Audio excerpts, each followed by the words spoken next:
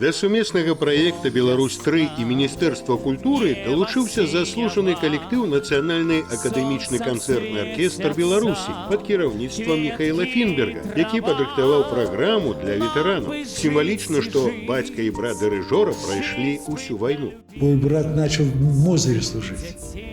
В Мозыре, прямо в Мозырской тюрьме. Вот. А он ушел туда из Мозырской тюрьмы, он дошел до Берлина. До Берлина. Когда я приезжаю в Берлин и знаю, что там, вот я здесь ходил отец, здесь я все вспоминаю, но тяжело это все, лучше не вспоминать.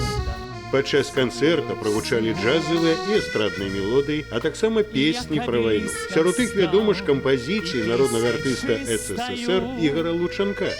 Легендой неумиручаю живой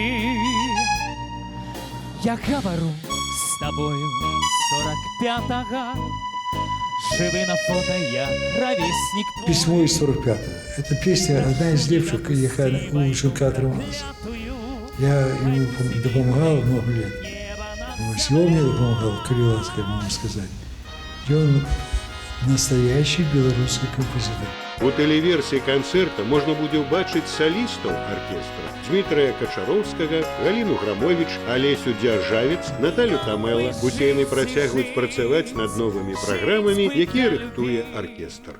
Конечно, это время такое сейчас у нас сложное, но мы не бросаем работу, мы все время в работе. У нас проходят репетиции, а то, что без зрителей, конечно, мы скучаем по ним, ждем, когда уже быстрее все это закончится и будут полные залы, как обычно на наших концертах. Сумесная акция «Беларусь-3» и Министерство культуры працягваецца. Ну а тэлеверсію канцэрта Нацыянальнага акадэмічнага аркестра глядзіце завтра.